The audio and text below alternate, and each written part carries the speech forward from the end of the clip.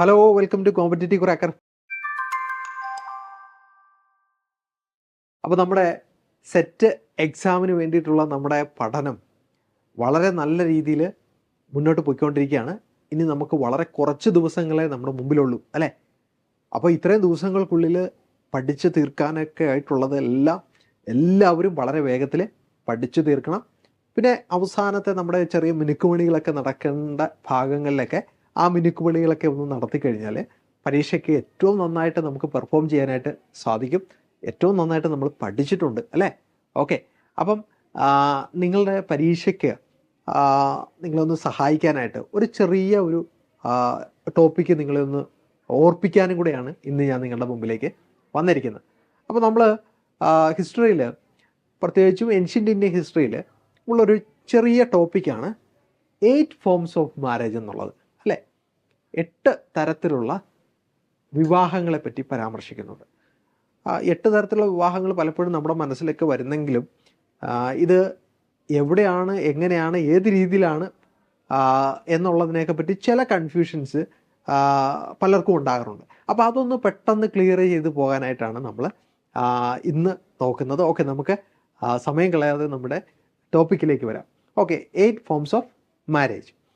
അപ്പം 8 തരത്തിലുള്ള മാരേജസിനെ പറ്റി നമുക്ക് ഇന്ത്യൻ ചരിത്രം പഠിക്കുമ്പോഴത്തേക്ക് മനസ്സിലാക്കാനായിട്ട് സാധിക്കുന്നുണ്ട്. പ്രത്യേകിച്ച് നമുക്ക് ലേറ്റർ വേദിക് കാലഘട്ടം മുതൽ അല്ലെങ്കിൽ പിൽക്കാല വൈദിക കാലഘട്ടം മുതൽ ഇങ്ങോട്ട് വരുമ്പോഴത്തേക്കും വിവാഹ ബന്ധങ്ങളിൽ വലിയ മാറ്റങ്ങളൊക്കെ വരുന്നതായിട്ട് നമുക്ക് കാണാനായിട്ട് സാധിക്കും. പ്രത്യേകിച്ച് ദമ്പതി എന്നുള്ള വാക്ക് ഒക്കെ ഈ കാലഘട്ടത്തിൽ വളരെ പ്രാധാന്യത്തോടു കൂടി തന്നെ ഉപയോഗിക്കുന്നുണ്ട് അല്ലേ? അപ്പോൾ ഇവിടെ 8 തരത്തിലുള്ള മാരേജസിനെ പറ്റി നമുക്ക് ഏൻഷ്യൻ്റ് ഇന്ത്യയിൽ കാണാനായിട്ട് സാധിക്കുന്നത് മനുസ്മൃതിയിൽ നമുക്ക് കാണാനായിട്ട് സാധിക്കുന്നുണ്ട്. അതുപോലെ തന്നെ മറ്റ് പ്രധാനപ്പെട്ട ചില ഹിന്ദു സ്ക്രിപ്റ്റേഴ്സിലും കാണാനായിട്ട് പറ്റും. എന്നാൽ ആധികാരികമായിട്ട് നമുക്ക് മനുസ്മൃതിയിൽ അതിനെപ്പറ്റി കാണാനായിട്ട് സാധിക്കുന്നുണ്ട്. ഓക്കെ, അപ്പം നമ്മൾ അതിലേക്ക് പോകുന്ന 8 തരത്തിലുള്ള വ്യത്യസ്തങ്ങളായിട്ടുള്ള വിവാഹങ്ങളിലേക്ക് പോകുന്നതിന് മുമ്പ് ഈ കാലഘട്ടത്തിൽ നമുക്ക് വിവാഹത്തെ തന്നെ 2 തരത്തിൽ നമുക്ക് തരംതിരിക്കാവുന്നതായിട്ട് കാണുന്നുണ്ട്. ഒന്ന്, ഒരേ വർണ്ണത്തിൽ തന്നെയുള്ള വിവാഹമുണ്ട്. ഓക്കെ, അതുപോലെ തന്നെ 2 വ്യത്യസ്ത വിഭാഗങ്ങളിലുള്ള പുരുഷനും സ്ത്രീയും തമ്മിൽ വിവാഹം ചെയ്യുന്നുണ്ട്. അപ്പോൾ ഇതിനെ വിളിക്കുന്ന പേര്, ഒരേ വിഭാഗത്തിലുള്ള സ്ത്രീയും പുരുഷനും വിവാഹം ചെയ്യുന്നതിനെ നമ്മൾ അനുലോമ വിവാഹം എന്നാണ് പറയുന്നത്. അനുലോമം. ഓക്കെ, അതിന് സൊസൈറ്റിയിൽ നിന്ന് വലിയ എതിർപ്പൊന്നും ഉണ്ടാകത്തില്ല. മറ്റൊന്നെന്ന് വെച്ച് കഴിഞ്ഞാൽ പ്രതിലോമ വിവാഹമാണ്. പ്രതിലോമ വിവാഹം എന്ന് പറയുമ്പോഴത്തേക്കും പുരുഷനും സ്ത്രീയും ഒന്നില്ലെങ്കിൽ 2 വ്യത്യസ്ത വർണ്ണങ്ങളിലുള്ളവരായിരിക്കും, അല്ലെങ്കിൽ അവരുടെ സോഷ്യൽ സ്റ്റാറ്റസിൽ വലിയ വ്യത്യാസങ്ങളുണ്ടാവും. ഓക്കെ, അപ്പം ഈ 2 തരത്തിലുള്ള വിവാഹങ്ങളായിരുന്നു പ്രധാനമായിട്ടും ഉണ്ടായിരുന്നത്. അതിൽ തന്നെയാണ് വീണ്ടും നമ്മൾക്ക് ഈ 8 തരത്തിലുള്ള വിവാഹങ്ങളെപ്പറ്റി ഇന്ത്യൻ ചരിത്രത്തിൽ പറയുന്നത്. അത് ഏതൊക്കെയാണെന്നാണ് നമ്മൾ നോക്കാനായിട്ട് പോകുന്നത്. ആദ്യത്തെ മാരേജാണ് ബ്രഹ്മ മാരേജ്, ബ്രഹ്മ വിവാഹം എന്നാണ് ഇതറിയപ്പെടുന്നത്. എന്താണ് ഈ വിവാഹത്തിൻ്റെ പ്രത്യേകതയെന്ന് നോക്കാം. Marriage between 2 individuals of the same വർണ്ണ. അപ്പോൾ വർണ്ണങ്ങളെപ്പറ്റി നമ്മൾ പഠിച്ചിട്ടുണ്ട് അല്ലേ? 4 വർണ്ണങ്ങൾ, ബ്രാഹ്മൺ, ക്ഷത്രിയ, വൈശ്യ, ശൂദ്ര എന്ന് പറയുന്ന വർണ്ണങ്ങളെപ്പറ്റി പഠിച്ചിട്ടുണ്ട്. അപ്പം ഒരേ വർണ്ണത്തിൽ ഉള്ള 2 വ്യക്തികൾ തമ്മിലുള്ള വിവാഹത്തെയാണ് നമുക്ക് ബ്രഹ്മ മാരേജിൽ കാണാനായിട്ട് പറ്റുന്നത്. അപ്പോൾ ഇതൊരു അനുലോമ വിവാഹമാണ്. സൊസൈറ്റിയിൽ നിന്ന് വലിയ എതിർപ്പൊന്നും ഉണ്ടാകത്തില്ല. Okay, with the father giving away the bride. അപ്പോൾ ഇവിടെ എന്താണ് പുരുഷന് കൈ പിടിച്ച് കൊടുക്കുകയാണ് ആര്? അച്ഛൻ. ഓക്കെ, അപ്പം വിവാഹത്തിന് തയ്യാറായി നിൽക്കുന്ന 2 പേരുടെയും കൈ പിടിച്ച് കൊടുക്കുന്ന ഒരു ചടങ്ങ് മാത്രമാണ് ശരിക്കും ബ്രഹ്മ വിവാഹത്തിൽ ഉള്ളത്. ഇതിലുള്ള പുരുഷനും സ്ത്രീ എന്ന് പറയുന്നത് ഒരേ വർണ്ണത്തിലുള്ളതാണ് എന്നുള്ളതാണ് പ്രത്യേകത. ഇനി രണ്ടാമത്തെ വിവാഹത്തിലേക്കാണ് നമ്മൾ അടുത്തത് പോകാനായിട്ട് പോകുന്നത്. ഓക്കെ, അടുത്തത് ദൈവ മാരേജാണ്. എന്താണ് ദൈവ മാരേജിൻ്റെ പ്രത്യേകത എന്ന് നോക്കാം. Marriage where the bride is given away as a gift to the priest performing a sacrifice. Okay, അപ്പോൾ ഇത് സത്യം പറഞ്ഞു കഴിഞ്ഞാൽ നമുക്കറിയാം, ഈ ഏൻഷ്യൻ്റ് ഇന്ത്യയിൽ പ്രത്യേകിച്ചും വേദകാലഘട്ടത്തിലൊക്കെ ഇഷ്ടംപോലെ സാക്രിഫൈസസ് അല്ലെങ്കിൽ യാഗങ്ങൾ, യജ്ഞങ്ങളൊക്കെ നടക്കും അല്ലേ? അപ്പോൾ ഈ യജ്ഞങ്ങളൊക്കെ നടക്കുമ്പോഴത്തേക്കും പ്രീസ്റ്റുകൾക്ക് വലിയ രീതിയിലുള്ള ദക്ഷിണ കൊടുക്കേണ്ടതായിട്ടുണ്ട്, അല്ലെങ്കിൽ ഗിഫ്റ്റുകൾ കൊടുക്കേണ്ടതായിട്ടുണ്ട്. ഇല്ലെങ്കിൽ അവർ കോപിക്കുകയൊക്കെ ചെയ്യും. അപ്പോൾ അങ്ങനെയുള്ളൊരു സാഹചര്യത്തിൽ ഇവിടെ എന്താണ് ചെയ്യുന്നത്? ഈ യാഗം നടത്തുന്ന വ്യക്തി യാഗത്തിന് ശേഷം അദ്ദേഹത്തിൻ്റെ മകളെ ഈ പ്രീസ്റ്റിന് എന്ത് ചെയ്യുന്നു? ഭാര്യയായി കൊടുക്കുന്ന ആ വിവാഹത്തെയാണ് നമ്മൾ എന്തെന്ന് വിളിക്കുന്നത്? ദൈവ വിവാഹം എന്ന് വിളിക്കുന്നത്. ഓക്കെ, അപ്പം marriage where the bride is given away as a gift to the priest. Okay, അപ്പോൾ ഇങ്ങനെ ആയിരിക്കും ചോദിക്കുന്നത്, ഏത് വിവാഹത്തിലാണ് നമുക്ക് പെൺകുട്ടിയെ പ്രീസ്റ്റിന് അല്ലെങ്കിൽ പുരോഹിതന് ഒരു ഗിഫ്റ്റായിട്ട് കൊടുക്കുന്നത് എന്ന് ചോദിച്ചു കഴിഞ്ഞാൽ അത് ദൈവ വിവാഹത്തിലാണ് എന്നുള്ള കാര്യം ഓർത്തിരിക്കുക. ഓക്കെ, അപ്പോൾ സാക്രിഫൈസ് ചെയ്യുന്നതിന് പ്രത്യുപകാരമായിട്ടാണ് ഗിഫ്റ്റ് കൊടുക്കുന്നത് എന്നുള്ളതാണ് അതിൻ്റെ പ്രത്യേകത. ഓക്കെ, ഇനി അടുത്തതിലേക്ക് നമ്മൾ വരുവാണെങ്കിലാണ് അർഷവിവാഹമാണ്. അർഷവിവാഹം എന്താണ്? ഈ അർഷവിവാഹത്തിൻ്റെ പ്രത്യേകത ഇത് വളരെ പ്രധാനപ്പെട്ടതാണ്. ഇപ്പോഴത്തെ നമ്മുടെ വിവാഹവുമായിട്ട് ഇതിന് വലിയ ബന്ധമുണ്ട് അല്ലേ? എന്താണ്? Marriage where the bride's father receives a cow and bull as a gift from the groom. അതായത് ഇന്നത്തെ നമ്മുടെ ഡൗറി കൊടുത്തുള്ള വിവാഹത്തിൻ്റെ ഏറ്റവും പഴയ രൂപമാണ് ഏത്? അർഷവിവാഹം എന്ന് പറയുന്നത്. അപ്പോൾ ഇവിടെ എന്താണ് ചെയ്യുന്നതെന്ന് വെച്ച് കഴിഞ്ഞാൽ ഇവിടെ ഒരു വ്യത്യാസമുണ്ട്. എന്താണ്? ഇന്നത്തെ വിവാഹങ്ങളുമായിട്ട് ഒരു വ്യത്യാസം നമുക്ക് കാണാനായിട്ട് പറ്റും. എന്ത് വ്യത്യാസമാണ്? ഇന്ന് സ്ത്രീ പുരുഷനാണ് എന്ത് കൊടുക്കുന്നത്? ഡൗറി കൊടുക്കുന്നതെങ്കിൽ അർഷവിവാഹത്തിൽ നേരെ തിരിച്ചാണ്. എങ്ങനെയാണ്? യെസ്, ഈ പുരുഷനാണ് സ്ത്രീക്ക് എന്ത് കൊടുക്കുന്നത്? സ്ത്രീധനം കൊടുക്കുന്നത്. അതാണ് സ്ത്രീധനം എന്ന് വിളിക്കാനായിട്ടുള്ള കാരണം തന്നെ. ഓക്കെ, അതാണ് യഥാർത്ഥത്തിലുള്ള സ്ത്രീധനം. ഓക്കെ, വിവാഹത്തിന് തയ്യാറാകുന്ന പുരുഷൻ എന്ത് ചെയ്യുന്നു? യെസ്, അല്ലെങ്കിൽ പുരുഷൻ്റെ അച്ഛൻ എന്ത് ചെയ്യുന്നു? ഈ പെൺകുട്ടിയുടെ വീട്ടിലേക്ക് അല്ലെങ്കിൽ പെൺകുട്ടിക്ക് എന്ത് ചെയ്യുന്നു? ഒരു ഡൗറി കൊടുക്കുന്നു. ഓക്കെ, ഒരു സ്ത്രീധനം കൊടുക്കുന്നു. എന്തായിട്ടാണ് കൊടുക്കുന്നത്? റിസീവ്സ് എ കൗ. അപ്പോൾ ഒരു പശുവോ അല്ലെങ്കിൽ ഒരു കാളയോ ആയിട്ടാണ് ഇവിടെ എന്ത് ചെയ്യുന്നത്? സ്ത്രീധനം കൊടുക്കുന്നത് എന്നുള്ള കാര്യമാണ് ഇതിൻ്റെ പ്രത്യേകത. അപ്പോൾ ഇന്ന് നിലവിലുള്ള വിവാഹത്തിൻ്റെ ആദ്യത്തെ രൂപം എന്ന് വേണമെങ്കിൽ നമുക്ക് പറയാനായിട്ട് പറ്റും. അതിൻ്റെ പേരെന്താണ്? അർഷ വിവാഹം എന്നാണ്. അർഷ വിവാഹം. Okay, yes. അപ്പം മൂന്നാമത്തെ വിവാഹം നമ്മൾ കണ്ടു. ഇനി അടുത്തത് ഏതാണ് എന്നുള്ളത് നമുക്ക് നോക്കാം. ഓക്കെ, അടുത്തതാണ് പ്രജാപത്യ മാരേജ്. പ്രജാപത്യ വിവാഹം. ഓക്കെ, ഇതിൻ്റെ പ്രത്യേകത എന്താണ്? Marriage where the bride's father gives away the bride to the group with the condition that the couple will have a children. Okay, അപ്പോൾ പ്രജാപത്യ, ഇപ്പോൾ അതായത് വിവാഹത്തിലൂടെ അടുത്ത ഒരു തലമുറ ഉണ്ടാകുമെന്നുള്ള വിശ്വാസത്തിൽ ഈ പെൺകുട്ടിയുടെ അപ്പൻ എന്ത് ചെയ്യുന്നു? ഈ പെൺകുട്ടിയെ ഒരു പുരുഷന് കൊടുക്കുന്നു. അതാണ് പ്രജാപത്യ വിവാഹം എന്ന് പറയുന്നത്. ഓക്കെ, അപ്പം കൃത്യമായിട്ട് തന്നെ അതിൻ്റെ ഡെഫിനിഷൻ നമ്മൾ മനസ്സിലാക്കിയിരിക്കണം. Marriage where the bride's father, പെൺകുട്ടിയുടെ അച്ഛൻ എന്ത് ചെയ്യണം? Gives away the bride to the group. പുരുഷന് എന്ത് ചെയ്തു? കൈപിടിച്ച് കൊടുക്കുകയാണ്. ലക്ഷ്യം എന്താണ്? ഇവർക്കൊരു പുതിയ തലമുറ ഉണ്ടാകണം, അങ്ങനെ കുടുംബം നിലനിൽക്കണം എന്നുള്ള ലക്ഷ്യത്തോടു കൂടിയാണ് പ്രജാപത്യ വിവാഹം നടക്കുന്നത്. ഓക്കെ, അപ്പോൾ അതാണ് നാലാമത്തെ സ്റ്റൈൽ ഓഫ് മാരേജ് എന്ന് പറയുന്നത്. ഇനി അടുത്ത മാരേജിലേക്ക് നമ്മൾ വരികയാണെങ്കിൽ അതിന് മുമ്പായിട്ട് ഓക്കെ, വളരെ പ്രധാനപ്പെട്ട നിങ്ങളുടെ ഒരു കാര്യം എനിക്ക് ഓർപ്പിക്കാനായിട്ടുണ്ട്. അതായത് നമ്മൾ പറഞ്ഞു, തുടക്കത്തിലേ പറഞ്ഞു, ഇനി 30 ദിവസങ്ങൾ മാത്രമേ നമ്മുടെ മുമ്പിൽ ഉള്ളൂ അല്ലേ?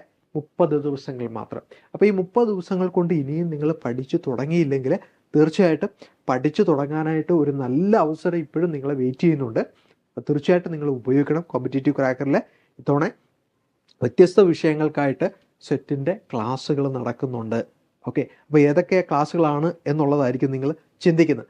തീർച്ചയായിട്ടും നമുക്ക് Malayalam, English, Hindi, maths, economics, commerce, physics, chemistry, botany, zoology, history plus general പേപ്പറിൻ്റെ ക്ലാസ്സുകൾ നമ്മൾക്ക് നടക്കുന്നുണ്ട്.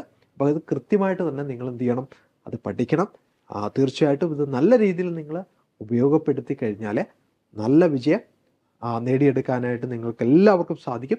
ഓക്കെ, അപ്പോൾ തീർച്ചയായിട്ടും നിങ്ങൾ ഈ കോഴ്സിന് ജോയിൻ ചെയ്യാൻ ആഗ്രഹിക്കുന്നവർ 97 46 45 55 14 എന്നുള്ള നമ്പറിൽ നിങ്ങൾ കോൺടാക്റ്റ് ചെയ്യുക. എത്രയും വേഗത്തിൽ തന്നെ കോഴ്സിന് ജോയിൻ ചെയ്യുക. ഓക്കെ, അപ്പം നമുക്ക് നമ്മുടെ ടോപ്പിക്കിലേക്ക് തന്നെ വീണ്ടും മടങ്ങി വരാം. നോക്കിയേ, അടുത്ത മാരേജാണ് അസുര മാരേജ്, 5ാമത്തെ മാരേജ്. അപ്പോൾ അസുര മാരേജ് എന്ന് പറയുമ്പോൾ പേരിൽ തന്നെ എന്തോ ഒരു സൂചനയുണ്ട് അല്ലേ?